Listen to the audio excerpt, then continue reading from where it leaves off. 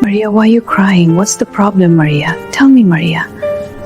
Madam, I want to go home But why, Maria? What's the problem, Maria? Tell me, Maria.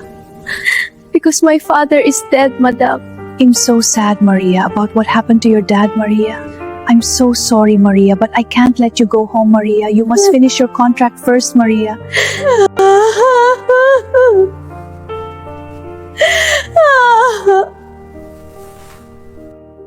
Kahit na nagluluksa si Maria sa pagkawala ng kanyang ama, tuloy pa din ang araw-araw na trabaho niya dahil dito sa bansang Banyaga, walang pake ang amo mo sa kung ano man ang problemang mayroon ka. Patapos na ang kontrata ni Maria, pero wala pa din siyang ipong pera.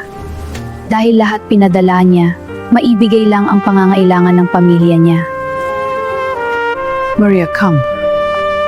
Yes, Madam. You have 1 month remaining of your contract. What is your plan, Maria? I want to go home, Madam. But Maria, I want you to stay here. I already extend you for 1 year. Next year, I will buy you airplane ticket. But Madam, That's final, Maria. Next year, I will buy you airplane ticket. Understood? ano ba tong amo ko? In-extend ba naman ang kontrata ko? Wala man lang pasabi sa akin, in-extend agad! Gusto ko na sana umuwi, pero naisip ko bigla na paano naman pag umuwi na ko, paano na lang ang pamilya ko sa Pinas? Pero hayaan mo na, 1 taon lang naman, kahit sobrang pagod lahat Kenin para sa kinabukasan ng pamilya.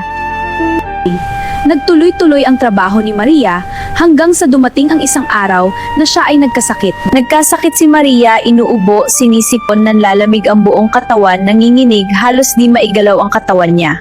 Dito sa bansang Banyaga, kahit may sakit ka, hinang-hina ang katawan mo, kailangan mo pa din magtrabaho.